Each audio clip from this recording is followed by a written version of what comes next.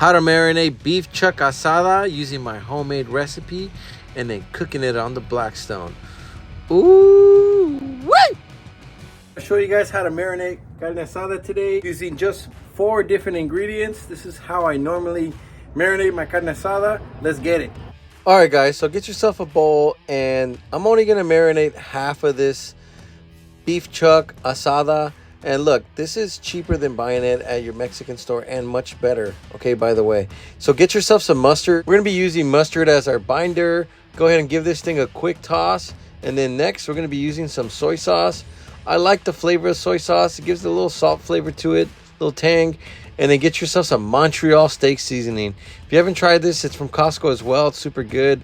And then put some Tajin. And if you don't like salty meat, I would put a little less of everything that I just put half. But I do like it salty. So let's go ahead and add some paprika. This is what's going to give us that red, very dark flavor. Doesn't have too much salt. It's just going to give it that nice color, all right? I put a little bit more soy sauce because when you start putting the paprika, it starts to get a little too dry. So look, this is the finished product. Nice and red. This is a regular one. So look, I cleaned the Blackstone. I oiled it. It's ready to go. So it's nighttime now. I'm going to go ahead and throw my meat on there. I'm going to put my red meats on the right. And I'm going to put my regular meat with no paprika or Tajin on the left. I didn't know if the kids were going to like the red one or if they're going to like the regular one. So I personally like the red one more. The paprika and the Tajin give it a great flavor. If you haven't used those together, they're like a badass duo. You got to try it, man. We got the 2 meats cooking. One has more paprika in it, basically, and the other one just doesn't. That's what made it more red.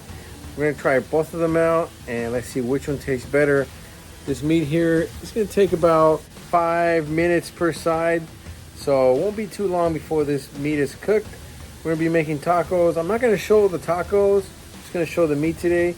All I want to show you guys today is how to marinate carne asada, simple way, in a delicious way. All right, so it's been about 5 minutes, and I'm gonna go ahead and start flipping these things. Smelling so delicious. And I'm gonna go ahead and flip the next one and flip the other ones that don't have marinade on them, which is just non-paprika and Tajin, really. So at this point, I'm just gonna throw some more oil because sometimes it starts to stick a little bit, but you can just add a little bit of oil and that kind of fixes that. So I'm gonna go ahead and open this thing. These are ready to go. I'm getting pretty excited at this point, and I can't wait to try these things. And let's go ahead and pull them off, put them in some aluminum foil, and let them rest for about a minute or 2. All right, guys, the moment of truth. I have the red one. We're gonna try this one out first. Oh, man, that's really good. Oh, salty, just like I like it. Let's try the regular one. This is a really good cut of meat. Costco, you can never go wrong. Oh, man, that's fire. Look at it. Nice and tender. You can see that little fat nerve. This is the chuck asada. This is really good. Oh,